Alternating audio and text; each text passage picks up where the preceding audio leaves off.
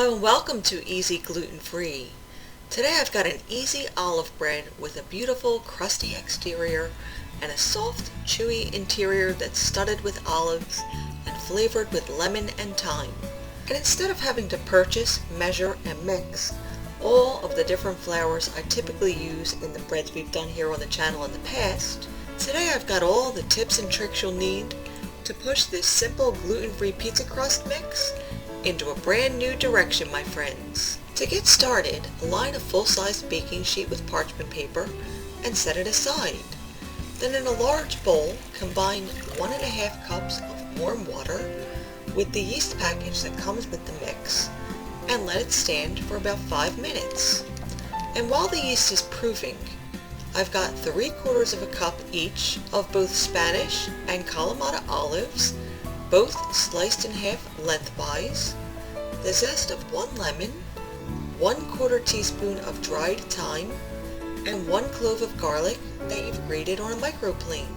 Now to the yeast mixture, add 2 eggs and 2 tablespoons of olive oil and mix until well combined. Stir in the chopped olives and other flavoring agents for the bread, and when you feel like everything's pretty well distributed, add the flour portion of the mix and stir or beat until the wet and dry ingredients are thoroughly combined and there's no visible dry mixture left. And once it all comes together, turn the dough ball out onto a sheet of plastic wrap that's at least as long as the baking sheet you're using. Then top it with a second sheet of plastic and you can begin shaping it into a longer log. And as you press the dough together and work it into a longer loaf, essentially you'll start to scrunch up the plastic on the underside of the loaf. So all you'll have to really do is lift up the top sheet of plastic and smooth it out, then slide your hand under the loaf and flip it over and remove the scrunched up plastic. Then reapply it and repeat the procedure several times, each time getting the loaf longer and longer until it's just under the length of the pan that you're using. Now sprinkle the parchment with about a tablespoon of gluten-free all-purpose flour, then remove the top sheet of plastic from the loaf you're working on. Slide your hand under the plastic to support the entire loaf right before you roll the entire loaf onto the baking sheet and do your final shaping.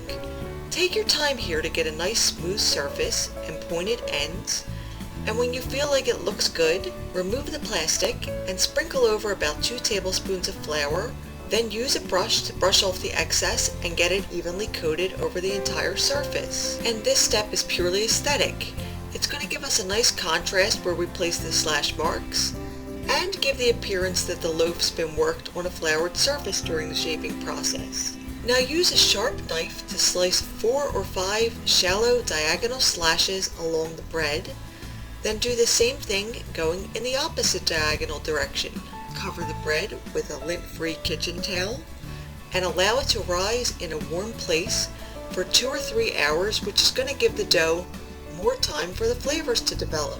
Now bake it in a preheated 450-degree oven on the middle rack for 40 to 45 minutes, at which point it should be light golden brown and have a hollow sound when you tap it. Allow it to cool on a baking rack to maintain a crusty exterior, and once it's cooled down, you can slice it and dig in. And since I made my bread for a party a day in advance to serve next to the cheese board, I actually sliced the entire loaf into 1/2-inch slices, then wrapped it in foil that was topped with a piece of parchment paper, and froze the entire loaf. Then took it out a few hours before the party and popped it into the oven for 15 minutes right before serving to get it all warm and delicious again. The next day, you can revive the leftovers again by toasting a slice in a pan, then topping it with some fresh ricotta and pesto or an olive tapenade. This was delicious, folks. I also made a basil pesto focaccia for the party, and that'll be my next video. And if you need a printed copy of this recipe, you could always visit my blog at the link below. And for brand new recipes every week, don't forget to subscribe. See you again soon.